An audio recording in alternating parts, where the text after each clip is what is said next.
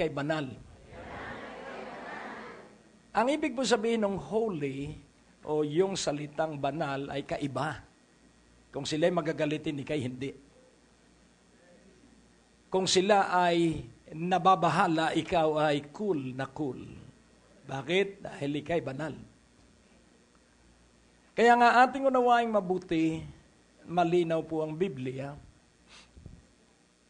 clothed in righteousness, nakadamit ng katwiran, and robe with holiness.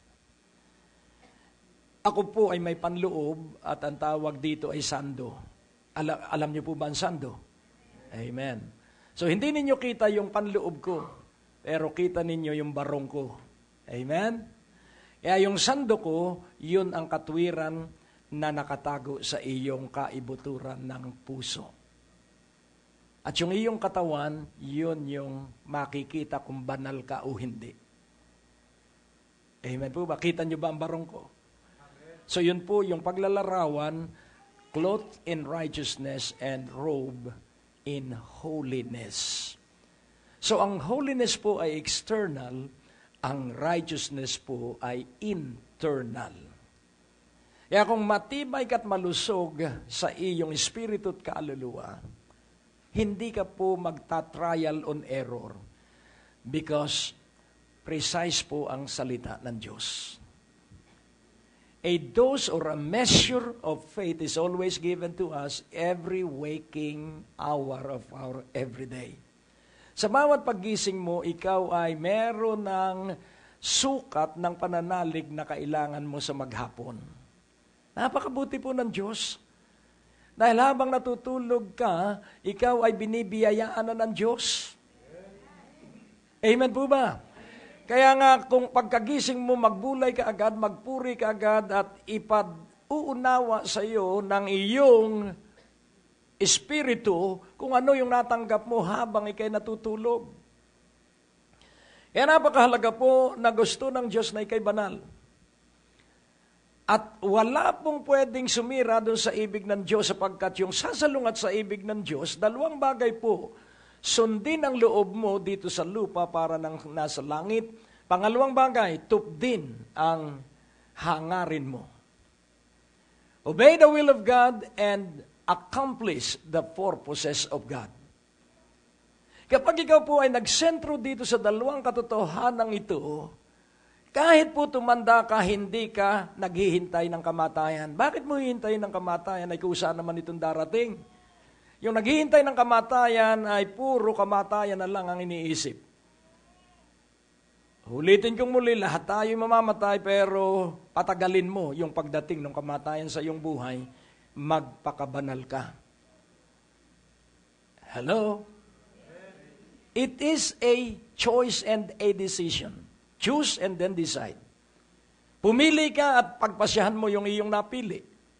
Huwag mo sisisihin ang iyong magulang o ang iyong lahi.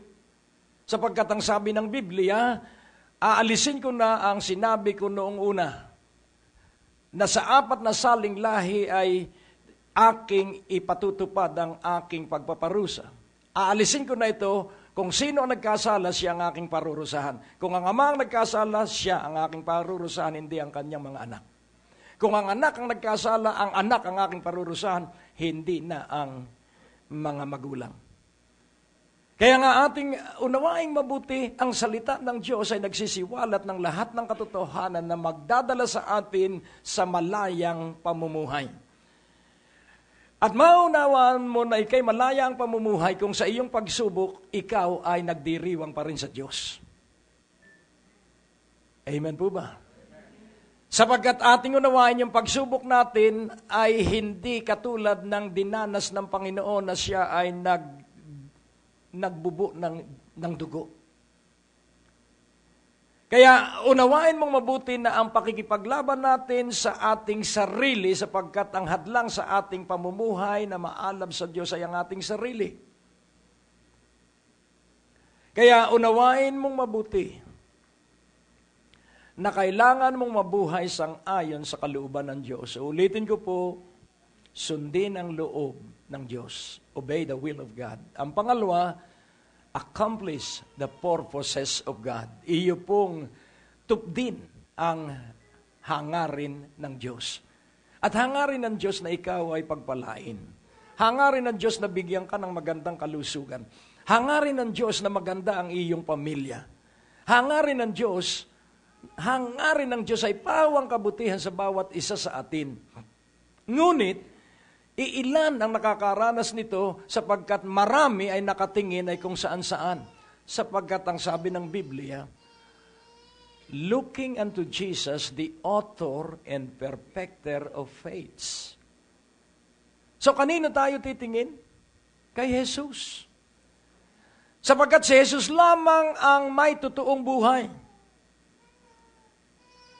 Ang sino man sa atin ay nagsasanay lamang doon sa totoong buhay. Kaya kung lahat tayo nakatingin ay sa buhay ng Panginoong Hesukristo, hindi tayo maghahatulan, hindi tayo maghuhusgahan, at hindi tayo magsisiraan.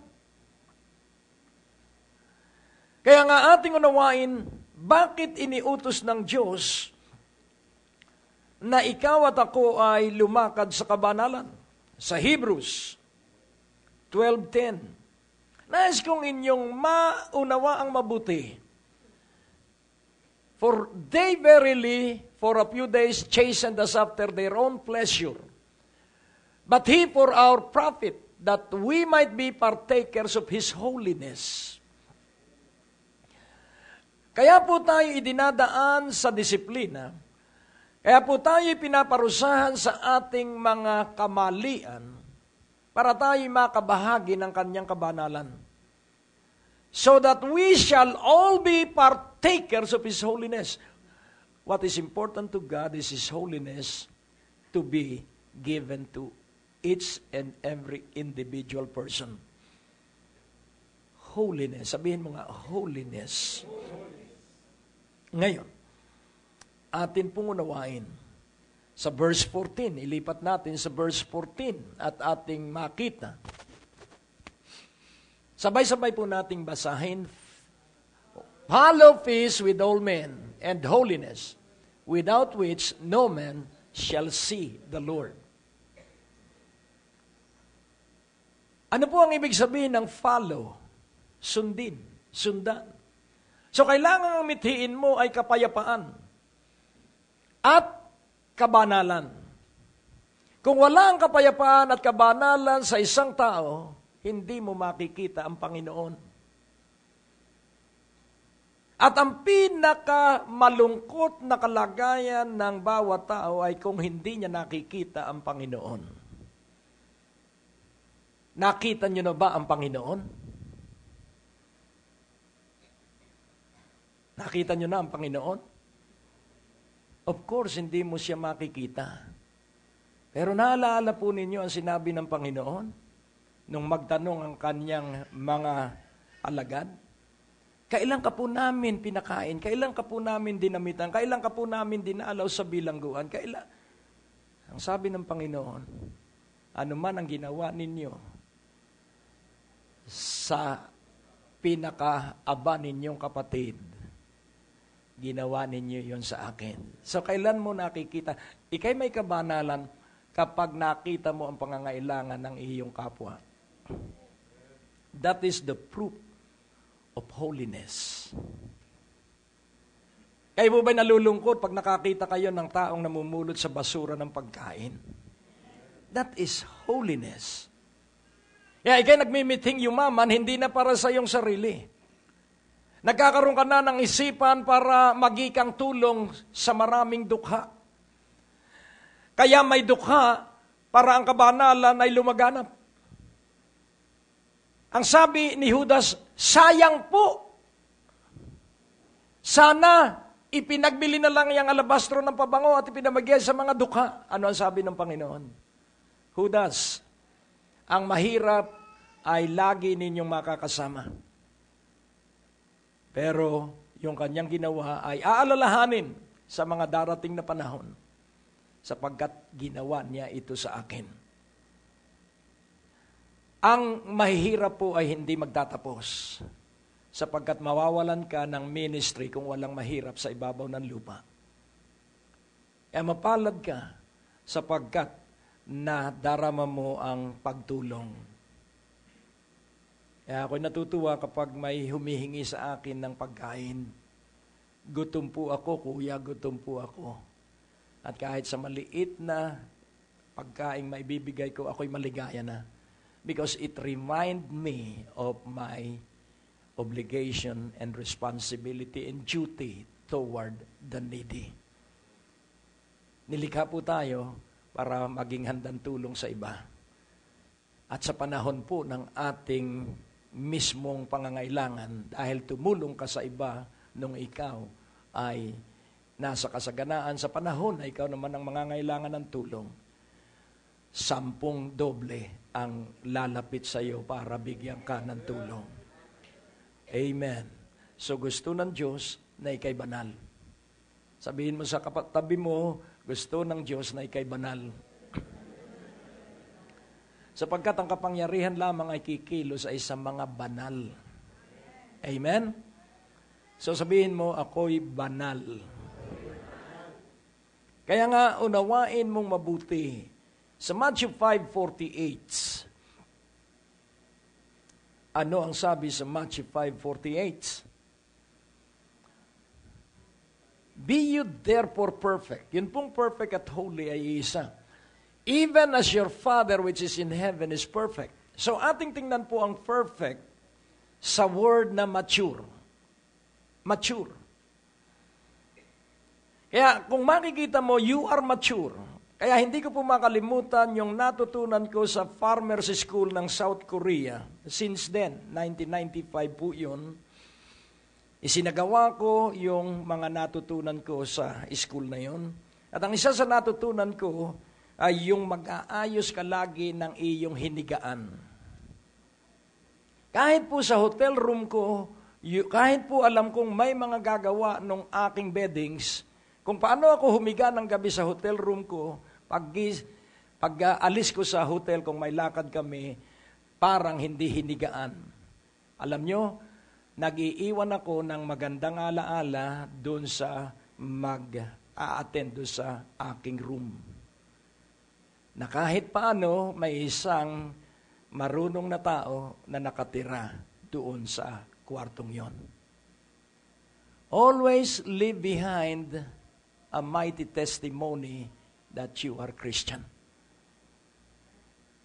Lately, sakay kami ng number 1 bus. 6 na bus po kami at kasama ko ang iba-ibang delegation from other countries. At na-testimony ko na po ito. Nagtayuan na po, mga pastor po at mga bishops, nagtayuan na yung mga lalaki. At ang ginawa ko, ako'y tumayo, tumigil. At ang sabi ko doon sa 2 babaeng African, yung isa'y princess ng Uganda, ang sabi ko, ladies, it's your turn. Please stand up and go. Sumigaw yung prinsesa at ang sabi niya, at least there is still a gentleman in the bus. Nais kong inyong maunawaan, it is only a matter of attitude. Amen? If you want to aspire for success, let your attitude be. If you are in pursuit of wealth and success, harness the attitude na inilatag ng Panginoon. Iyo pong kunin at tangkilikin yung attitude na ibinigay ng Panginoon. Amen? Blessed. Blessed. Alam niyo po ba yung word na blessed, ito po ay makarios sa Griego na ang ibig sabihin, maligaya ka, pinagpala ka, mapalad ka, payapa ka. Yun po yung salitang makarios, yun po yung salitang blessed sa English. Kaya kung ikay mapagpakumbaba, napakapalad mo, napakaligaya mo sapagkat ang mababa iaangat ng Diyos. Ang nagmamataas ay ibabagsak ng Diyos. At ang matigas ang ulo, wawasakin ng Diyos. Sino ang wawasak? Hindi ang dyablo. Nais ko pong ipaunawa na tayo mga anak ng Diyos at ibig ng Diyos na huwag tayong mapahama kaya tayo ay kanyang itutuwid. At ang layunin ng Diyos, so that we shall be partaker of His holiness. Para po tayo ay makabahagi ng kanyang kabanalan, without which we cannot see the Lord if we don't have holiness. Again, we are clothed with righteousness. And what is righteousness? Righteousness is always believing God. Huwag ka pong magtitiwala sa natapos mo, magre-retiro ka rin. Mga pamangkin ko ay mahuhusay ang kanilang propesyon, pero laging pinagdidiinan ko, magtatapos ka rin dyan sa propesyon mo, huwag mo kalilimutan ng Diyos. Kaya, nais kong inyong maunawaan, Diyos lamang po ang kailangan ng bawat isa sa atin. Amen. So may iba't ibang paniniwala ang mga tao, merong atheist. Ang ibig sabihin ng atheist, paghiwalay natin yung A at theist. Yung theist is about God. So pag inilagay mo yung atheist, ang ibig sabihin without God. Merong tinatawag na agnostic, people that is not sure, a personhood that is not sure whether there is God or there is no God. Kaya nga, unawain mo mabuti, make sure that you believe that there is God and that God is the Father, the Son, and the Holy Spirit. So if you believe the Father, and you must. If you believe the Son, and you must, then the Holy Spirit can work through you. That is righteousness. You keep on believing the Father, and the Father is the Creator, and Jesus is the performer of what He created. Kaya nga, paniwalaan mong tuloy-tuloy ang Ama at ang Anak at ang Banal na Espiritu malayang kikilo sa iyo at bibigyan ka ng kakaibang karunungan, bibigyan ka ng ibang katalinuhan at ikaw ay magkakaroon ng kapayapaan. At yun po ang mahalaga, kapayapaan, kaya nagdidigmaan the very essence of all war is attainment of peace. Yun po yung esensya. Yun po yung core value ng pakikipagdigma para magkaroon ng kapayapaan. But in so doing, hindi nila na-attain ang peace. Bakit? Dahil mali ang kanilang mithiin. Kaya nga ang kapayapaan ay nagsisimulay sa puso at isipan. Dahil kung lahat ng tao ay payapa sa puso at isipan, hindi na kailangan ng baril. Marami po ang taong magulo ang isipan. Kaya marami po ang tao na takot sa kapwa-tao. Pag nasa kagubatan ako, takot ako sa ahas. Siguro kayo din. Pero kung tayo po'y magsasanay na magtiwala sa Diyos at ating pakikinangin yung tiwalang yon at ating palilitawin araw-araw na ang takot lamang natin ay sa Diyos, makakaawit ka sa panahon ng kakapusan. Amen po ba? Sapagkat ang kakapusan ay pansamantala, ang kayamanan ay pansamantala. Lahat sa ibabaw ng lupa ay pansamantala, ngunit ang Diyos ay magpasawalang hanggan, ang buhay na walang hanggan ay walang katapusan, ang salita ng Diyos ay walang katapusan. Kaya ikaw po ay mag-major sa major salita ng Diyos. Amen? Sapagkat ang major ay kinalilimut at ginagawang minor. Huwag mong gawing minor ang major. Kapag ikay nagpakaalam sa salita ng Diyos, iisa lamang ang alam kong mangyayari sa iyo, gaganda ka. Amen. Sapagkat makakangiti kang lagi.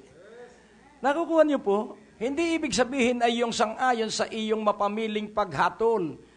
Ang tao kasi, ang paghatol niya sa kagandahan ay sang-ayon sa kanyang naiisip. Pero kapag ikaw po ay nasa salita ng Diyos, ang unang laging iisipin mo, maganda ka sa paningin ng Diyos.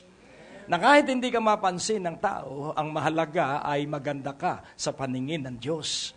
Sapagkat iisa po ang bibigyan natin ng parangal ang Diyos, hindi po ang ating kapwa-tao, hindi po ang aking asawa, hindi po ang aking mga anak, hindi po kayo. Ang aking bibigyan ng parangal lagi ay ang Diyos. At kapag binigyan ko ng parangal ang Diyos, iaangat niya ang aking buong pamilya. Nakukuha niyo po? Simpleng-simple lamang po ang pananampalataya. Kailangan pong ang espiritual ay makita mo sa literal. At para maunawaan mo ang espiritual sa literal, pag sinabing literal, it is tangible and you can easily acquire it. So the spiritual has to be transformed into literal so that you will be able to use it for your good. Kaya nga, ang banal na espiritu ay kailangan po natin. When was the last time that you experienced a circumstance that troubled you? Kailan po yung huling panahon na naaalaala mo ngayon na nakaranas ka ng isang sitwasyon sa iyong buhay na litong-lito ka? At ano po ang ibig sabihin ng pagkalito? Ang ibig sabihin ng pagkalito, limitado ang iyong karunungan. At wala naman pong problema doon sa limitadong karunungan dahil tayo po ay limited sa lahat ng bagay. Kaya nga kailangan natin ng Diyos sapagkat Siya ang magsusustento ng ating mga kakapusan. Ang Diyos ang magbibigay ng kalakasan sa ating kahinaan. Kaya kailangan laging hangarin mo sa buhay ng iyong panalangin. Ang hangarin mo lagi ay Diyos. Diyos sa umaga, Diyos sa tanghali, Diyos sa hapon. Pero kadalasan ng tao ay puro juice lang ang alam. Kaya nag-oversupply ng sugar sa bloodstream. Pero kung juice talaga ang iyong hinahangad, kung Diyos talaga ang iyong minamahal, ang iyong emosyon ay pipigilan ng Diyos so that you will not crave for food that will destroy your body. Hello. Amen? So pansinin po natin. Ang sabi ng Diyos, be ye therefore perfect. So kung atin pong aalalahanin ang ating high school days, yun pong therefore ay ginagamit sa laboratory. Amen? O kaya sa thesis, pag nagpipresent ka ng iyong mga research. Be ye therefore perfect. Ibig sabihin, walang ibang paraan sa kaligayahan, walang ibang paraan sa kasaganaan, walang ibang paraan sa tagumpay, kundi perfection. Ang sabi ng mga pilosopo, hindi magiging perfecto ang tao. Ang perfect po, ang other meaning ay mature. Yun pong word na carnal, ang ibig sabihin ay hindi maalab at hindi rin malamig. Yan po ang carnal. Pag linggoy banal, at pag hindi nagpatuloy sa kabanalan, yung 6 na araw ay magiging makasanlibutan. Yun po ang carnal. Kaya kailangan, be ye therefore perfect, even as your Father which is in heaven is perfect. Ibig sabihin, alam ng Diyos ang ginagawa niya sa iyo at sa akin. Alam niya ang layunin nung ikaw at ako'y likhain at buong sangkatauhan at lahat ng nilikhay kanyang nilikha. Alam niya ang kanyang gagawin doon sa kanyang likha. At dahil siya ang may alam, sangguniin mo siya, kausapin mo siya. Huwag mo sasabihin, bakit po ba nangyayari ito? Huwag mong tatanungin ang Diyos kung bakit nangyayari yung nangyayari sa iyo. Sabihin mo, ano po ba yung aral na gusto mong ituro sa akin? At ang isang aral sa bawat sitwasyon ng suliranin ay magsanay tayo na merong kasiyahan sa Diyos. Contentment before God. And how shall you be content? It is a decision. Amen? Decision po para magkaroon ng kasiyahan. Kaya't iyong unawain sa panahong wala ka, ikaw ay masiyahan sa Diyos sapagkat darating din yung kasobrahan. Paano yun? Ikaw ang gagawa nun. Hihintayin mo. For those who wait upon the Lord shall mount up with wings like that of eagles. They shall run and not be weary. They shall walk and they shall not faint. It is always waiting time. After praying, believe that God heard you. Believe that at the moment that you ask for whatever you need, it has been granted. And what you need to do is to wait. Seek ye first the kingdom of God and His righteousness, and all these things shall be added unto you. Mga anak, huwag kang titingin sa iyong magulang. Hindi sila ang Diyos. Kapag ang mga anak ay umasa sa magulang at yun ang aking pinagdidiinan sa aking mga anak, huwag kayong aasa sa akin. Sa Diyos kayo umasa at dadaloy ang pagpapala ng Diyos sa akin. Lahat tayo aasa sa Diyos sapagkat pag umasa ka sa tao, aalisin ng Diyos. Dahil ang Diyos ay mapanibughuin, aalisin ng Diyos yung iyong inaasahan. Kung ang pag-asa mo sa buhay ay hanap buhay mo, aalisin yan. Hello? Kaya umasa ka sa Diyos at pagtitibayin ka doon sa iyong hanap buhay at dagdagan ka pa ng promosyon. Una lagi ay pagtitiwala at pag-asa sa Diyos. Kaya ako'y nalulungkot kapag ang tao sa kanyang kabataan ay napakayabang sa ganang sarili niya na akala niya ay siya ang may kagagawa ng kanyang tagumpay. Hindi po. Sa isang kisap mata pwede pong mawala yung pinagmamalaki ng isang tao.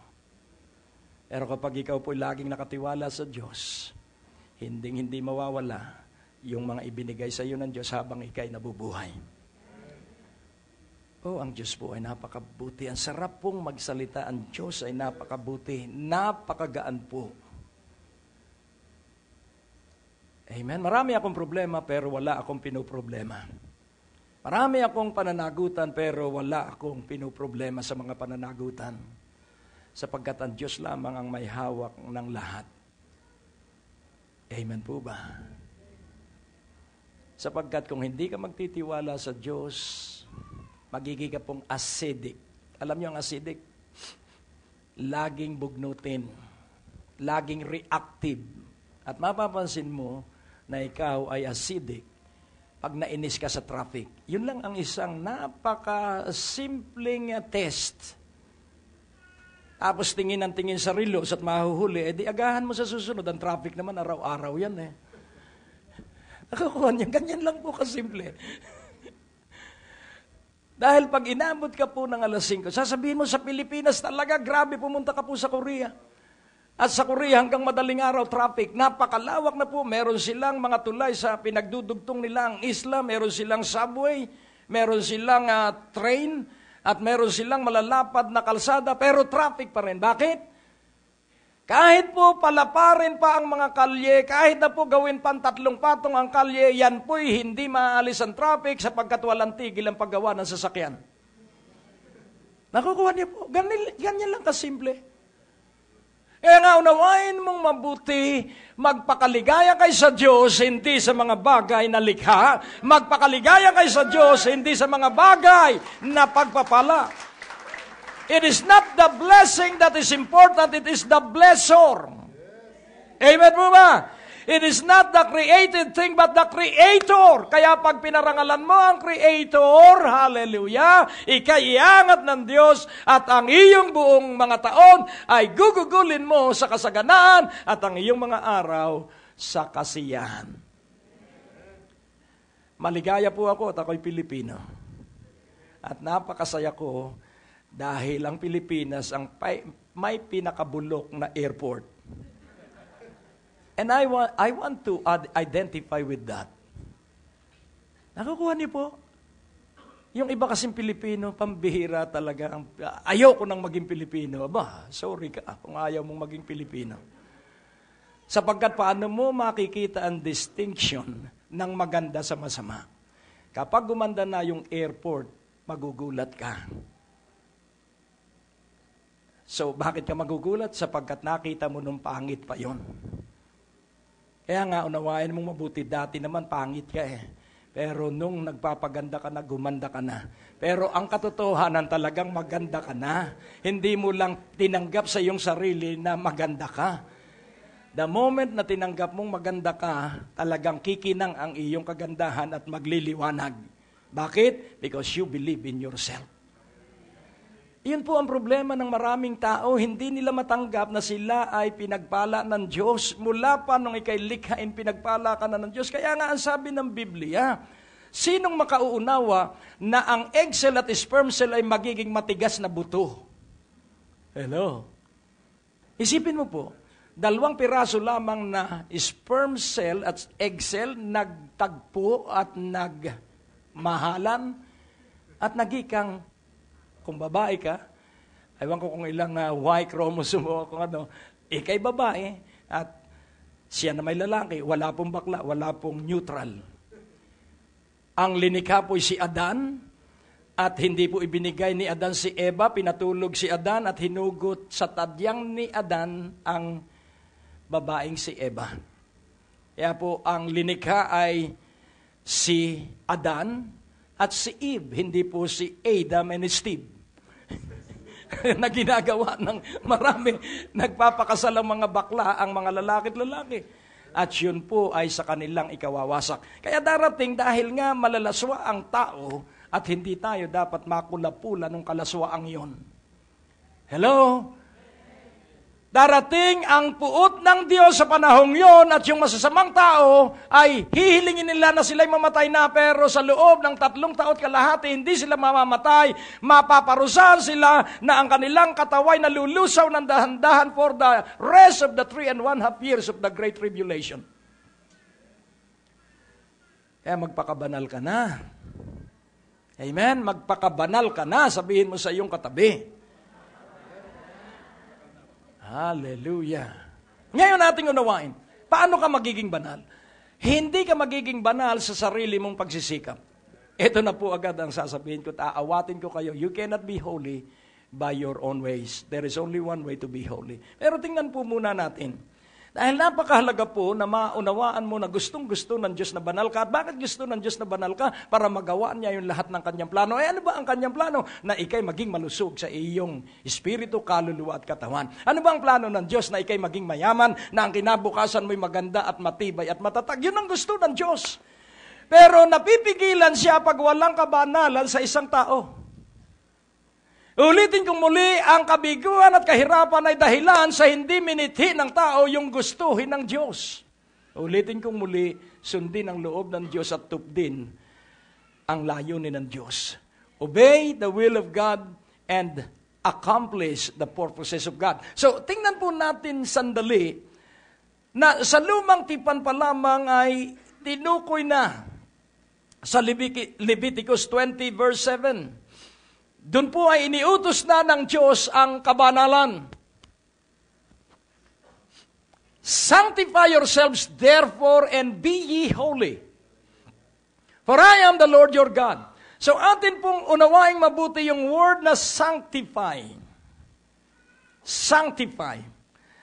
Ang ibig pong sabihin ng sanctify ay inihiwalay. Ang other meaning ay to set apart. So, halimbawa narito ang isang pangkat ng mga tao. Huhugutin yung isang tao at iaalis doon sa karamihan at ilalagay sa ibang lugar. Yun po ang sanctify, to set apart. Pero ang sabi rito, sanctify yourselves. Ito po'y utos sa tao. Ibig sabihin, umiwas ka na sa mga lasenggo. Katulad ko, iniwan ko ang mga lasenggo. Hello? Praise God. So, ihiwalay mo, ikaw mismo ang gagawa ng paghiwalay. Umiwas ka na sa mga bulero. Mabuti kung ang bulero'y damit at ayos lang. Pero kung kausap mo yung mga mambobola, magbubulakbol ka. So, sanctify yourself. So, ikaw ang gagawa ng paghiwalay, hindi ang Diyos. Amen po ba? Meron tayong gagawin. Sanctify yourselves therefore and be ye holy. At magikang banal, magikang kaiba. Sabi nga ni Kaesong, ang pastor ng Hardin ng Panalangin, siya po nasa Amerika, na kaibigan ko po siya. Ang sabi niya, alam mo, ito lang naman ang mapapagkakitaan ko, ang kaibahan ng tao at ng baboy.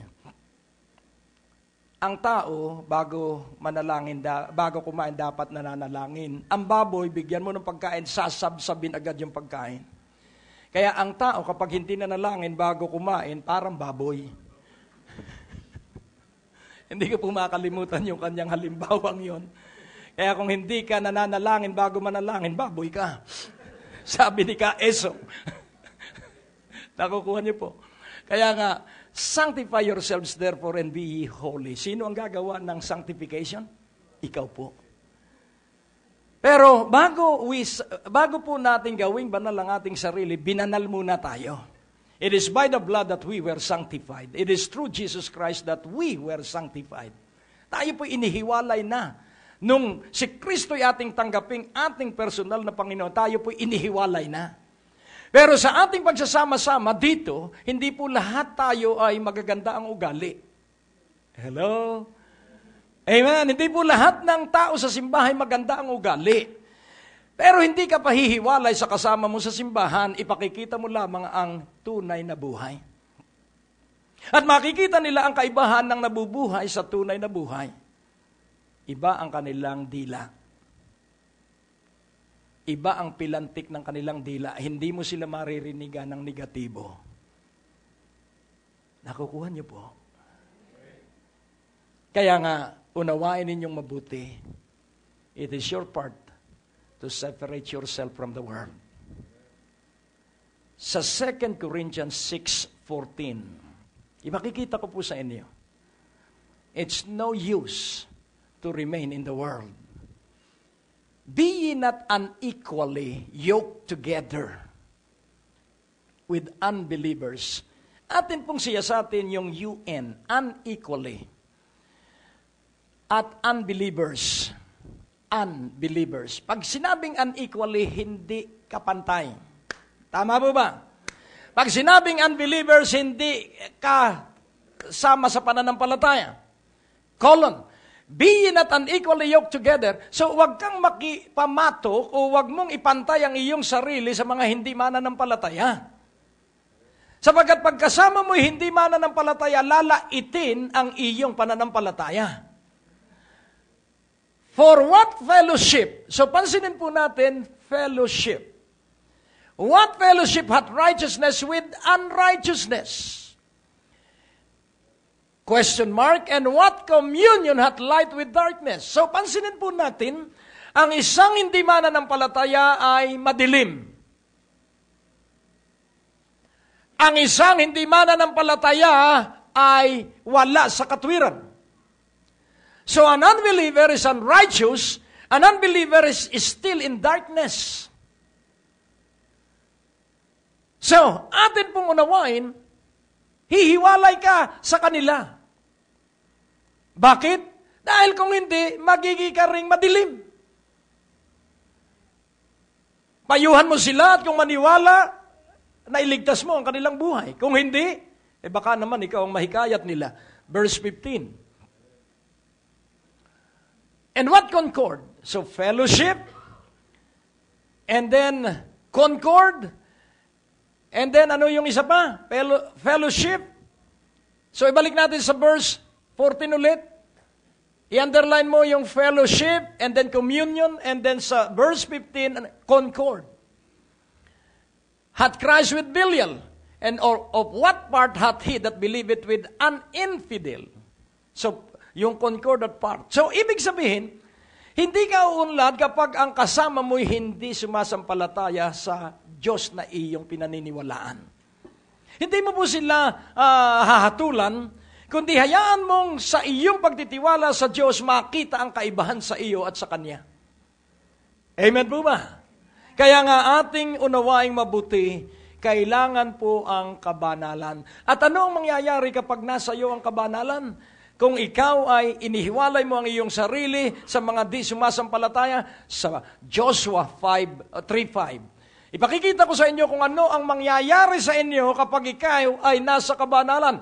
Una, ang sabi sa Hebrews, you shall see the Lord. Pero dito po ang sabi rito, and Joshua said unto the people, sanctify yourselves. Utos uli ito sa kanila. For tomorrow the Lord will do wonders among you. So kapag inihiwalay mo po ang iyong sarili sa mga hindi mananampalataya, gagawa ng kahangahangang paggawa ang Panginoon sa iyong buhay. Amen! Hallelujah! Kaya hindi ka naaasa sa retirement. Nakukuha po nyo? Dahil, pansinin po natin yung word na retire. Ibabalik ka sa pagod. Retire. Yung tire po, ano ang tire sa Tagalog? Pagod. Kaya pag nag-retirement, ibabalik ka sa pagod dahil nung may trabaho ka, kulang yung sweldo mo. Pagod na pagod ka, kaiisip kung paano mo pa sasapatin yung iyong... sa retirement, kulang din yung iyong... Anong tawag doon? Pension. So, pagod ka uli. Paano ba ito? Nung may trabaho ka, kulang. Nung may pension ka, kulang din. Kaya, instead, ngayon kung ikay may pension, magpuri ka sa Diyos. At magpuri ka lang ng magpuri at ang mga anak mo ipagpapalain ng Diyos. Hindi ka natitingin sa pension. Nakukuha niyo po? Oh, purihin ng Panginoon. Basta laging unawain mo, ang Diyos ay nakahanda sa pag-aangat. Kaya kayo mga magulang, tayong mga magulang, ipahayag mo na yayaman at magtatagumpay ang iyong mga anak. Everyday sabihin mo, yayaman at magtatagumpay ang aking mga anak ko, yayaman at magtatagumpay. It is, you are duty bound to declare it. Everyday, declare it, at magugulat ka sapagkat uunlad ang iyong mga anak, uunlad ng kanilang kabuhayan at hindi ka sasakit ang ulo.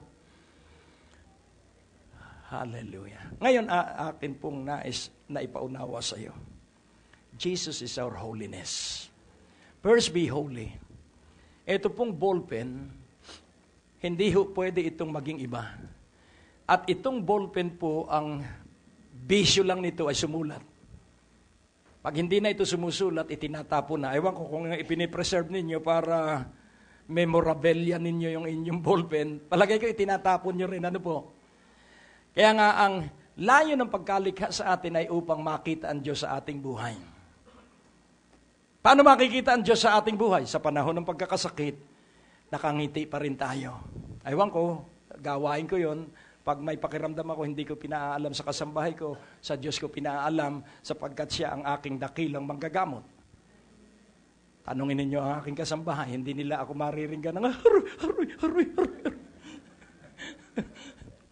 Kailangan sa Diyos ako manganlong. Amen. Hallelujah. Sapagkat pag ipinatutuo mo ang iyong nararamdaman, lalago yung iyong pakiramdam. Nakukuha nyo, it multiplies. Kaya sarilinin mo na lang at sa Diyos mo na lang, ihilak mo na lang sa tago, sabi sa Cebuano. Iiyak mo na lang na mag-isa, na hindi nakikita ng iba. Para pag nakaiyak ka ng magdamag, pagising mo sa umaga, maaliwalas na uli ang mukha mo. Bakit? Sapagkat inabot ka na ng Diyos. Nakukuha niyo po?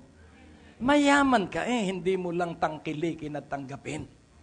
Isip-isipin mo that you are a royal diadem in the hand of God. You are a crown of life in the hand of God. Naunawaan mo po ba yun? That your name is inscribed, ang iyong pangalan ay iniukit. Iukit mo nga ang pangalan ng iyong boyfriend sa iyong palad. Aywan ko, baka ikaw ay humaluyoy sa sakit. Pero ang ating mga pangalan, iniukit ng Diyos sa kanyang palad. Bakit? For what reason? Para hindi ka makalimutan. Amen? Sapagkat pag iniunat niya ang kanyang palad at iniunat niya ang kanyang bisig, nakikita yung pangalan mo. Naniniwala ba kayong lahat ng pangalan natin nasa palad ng Diyos? Amen. So sa John 10:27 hanggang 30, nandun tayo sa kamay ng Diyos. So ang kabanalan po natin ang Panginoong Hesukristo sa my sheep hear my voice and I know them and they follow me. So pag-uusap po ito lagi, communication po ito. At ating unawain, kapag ikaw po'y nakikipagtalastasan at nakikipagkwentuhan sa Diyos, ikaw ay papatnubayan ng Diyos. Sapagkat personal po ang pagpatnubay ng Diyos. Huwag kang gagastos hanggat hindi mo sinasangguni ang Diyos. Amen? Katulad ng isang sasakyan na gusto na naming ibenta, pero sabi ng Diyos, huwag mong ibebenta yan, huwag mong ibebenta yan. Sabi ko, bakit po, Panginoon? Sapagkat dyan, maaalaala mo akong lagi. Dyan sa sasakyan niya, nung mawalan ka ng preno, utusan kitang mag-drive na walang preno, di ba? Ikaw ay prinotektahan ko. Kaya dyan, hindi mo ako malilimot, huwag mong ibebenta yan. So anong gagawin ko? Kailangan ko ang pera, pero sabi ng Diyos ay huwag ibebenta, di huwag. Nakukuha niyo po, yung iba, matigas ang ulo. Sinusunod pa rin nila yung kanilang sarili, kaya nagkakawindang-windang ang kanilang kabuhayan. Hello.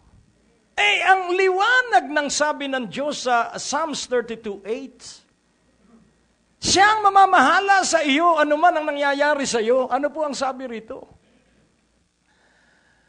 Psalms 32 verse 8, I will instruct thee and teach thee in the way which thou shalt go. Ano po ba ang instruction po yun? Sige, pumunta ka sa Baguio City. At doon sa Baguio City, ito ang iyong gagawin. So, yun po ay listening to the voice of the Holy Spirit. Pupunta po ba ako ng Korea? Pupunta po ba ako ng Israel? Sige. Susundin ko ang Diyos. At pag inayos ko ang mga papeles sa kadadaloy yung salapi. Bakit? Pagsunod muna bago ang provision. Obedience first before the provision will flow. Ulitin ko, pagsunod muna bago pagpapala. That is faith. Ang mga tao, believing first, ipakita mo po muna, Diyos ko. That is scientism. So what is scientism? If it cannot be proven by science, I will not believe. That is reality, facts, and figure. Ang pananalig po ay kung ano ang sinabi ng salita ng Diyos. Kung sinabi ng salita ng Diyos na ikaw ay payayamanin niya, paniwalaan mo na lang yun. Huwag mo nang alamin pa kung paano. Dahil pag inalam mo, paano po, Panginoon? Ay, Diyos ka na. Dahil inuutusan mo ang Diyos. Basta, tanggapin mo ang salita ng Diyos, ikaw ay palulusugin ng Panginoon, ikaw ay payayamanin ng Diyos, ikaw ay paunlarin ng Diyos, ikaw ay pasasaganain ng Diyos, ikaw ay pagtatagumpayin ng Diyos. Hindi mo na kailangan pang alamin kung ano-ano ang detalye sapagkat hindi mo rin yun maiisagawa dahil yun ngang mga New Year's resolution natin na hindi natin masunod. After 3 months, balik tayo sa dating ugali. Alam ng Diyos na tayo mahina, kaya ang ibibigay niyang revelation step by step. Basta tanggapin mo't sundin, I will instruct thee and teach thee in the way that which thou shalt go. I will guide thee with mine eyes. Ang pinakamaganda po, kasama natin ng Diyos araw-araw. Minsan nasa spa ako, dahil talagang gusto ko talaga ng therapeutic effect ng masahe. At malinis po ang kalooban ko. At nawala yung malapad kong sinsing. At wala kahit halughugin wala. Sabi ko, Panginoon, ba't hindi mo ako prinotektahan? At ang sabi niya, nasa lugar kang mapanganib. Kaya mula nang sabi ko, Diyos ko, mula ngayon, hindi na ako papasok sa spa. Dahil ang spa at yung massage clinic nung araw, iisa yan, pinaganda lang spa. Kaya mula noon, hindi na. Dahil napakahirap na suwayin ang boses ng Panginoon. Kaya nga po ngayon, italaga mo ang iyong sarili banal para sa Diyos. Amen? Sa Colossians 1:22, ipakikita ko po sa inyo that we are only a partaker of Jesus' holiness in the body of His flesh through death to present you holy and unblameable and unreprovable in His sight. Ang lagi pong usapan sa salita ng Diyos ay sa paningin ng Diyos. Ikaw ay napakahalaga sa paningin ng Diyos. At di ibig ng Diyos na ikaw'y naghihikahos, hindi ibig ng Diyos na ikaw ay gusgusin, hindi ibig ng Diyos sapagkat ikaw at ako'y nilikha niya sa wangis at larawan niya.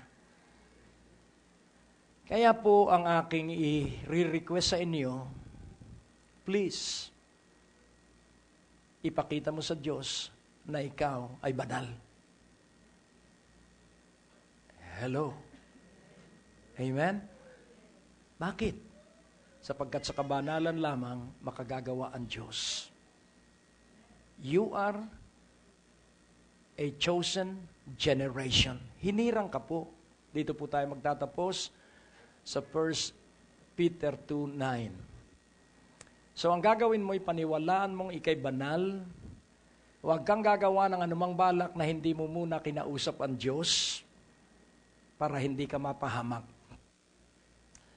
But you are a chosen generation, a royal priesthood, an holy nation, a peculiar, special people, that you should show forth the praises of Him who hath called you out of darkness into His marvelous light.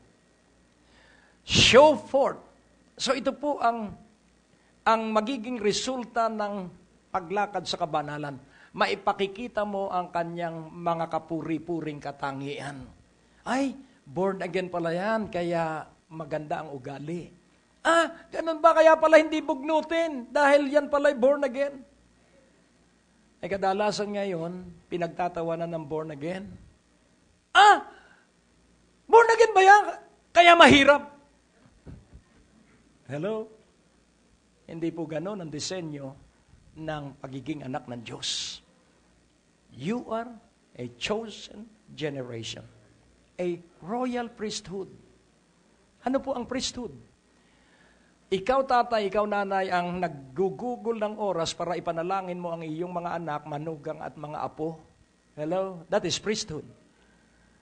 You are go-between your children and their families before God every day.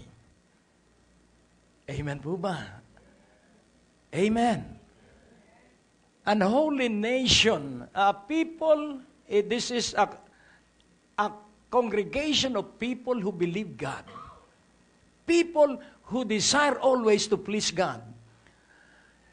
That you, a peculiar people, a special people, na laging bukang bibig, napakabuti ng Diyos. Ang laging bukang bibig, pag siya nasa pagsubok, magtatapos din ito.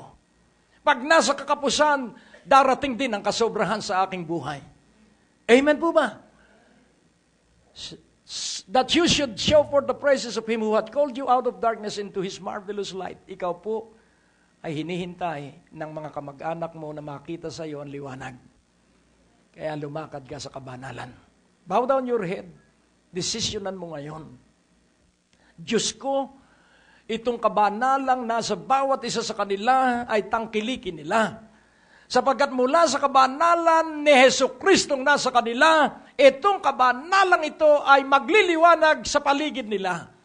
Kaya puspusin mo sila, Panginoon, ng pagkatuto sa katotohanan ito, sapagkat sa kabanalan, sila ay mapapaiba at sa kaibahan, sila ay makakasaksi, pati ang nasa paligid nila, makakasaksi ng maluwalhati mong pagkilos sa kanila. Salamat o Diyos, sa iyo ang kaluwalhatian, sa iyo ang papuri, sa makapangyarihang pangalan ni Jesus at ang lahat ng banal ay sumigaw ng Amen.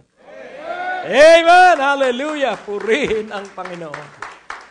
Kaya tuloy-tuloy po tayo sa kabanalan at mararanasan mo ang pagkilos na mahiwaga at mahimala ng Diyos sa iyong buhay. God bless you po at gawin natin ang susunod na banal na gawain.